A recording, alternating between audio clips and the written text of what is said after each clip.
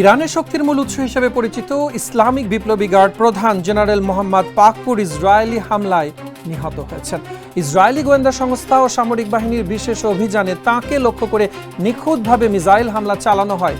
General Pakpour ছিলেন ইরানের সর্বোচ্চ নেতা আয়াতুল্লাহ আলী খামেনির অত্যন্ত বিশ্বস্ত এবং প্রভাবশালী সামরিক ব্যক্তিত্ব।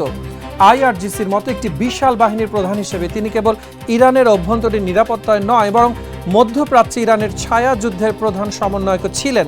তার মৃত্যু ইরানের সামরিক কাঠামোর জন্য এক বিশাল ধাক্কা। আইআরজিসির পক্ষ থেকে এক কড়া বার্তায় বলা হয়েছে, এই রক্ত বৃথা যাবে না এবং এর প্রতিশোধ হবে ভয়ঙ্কর।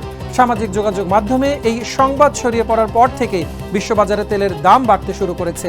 অনেকে আশঙ্কা করছেন, পাকপুরের মতো শীর্ষ নেতার মৃত্যুতে ইরান আর ধৈর্য ধরবে না।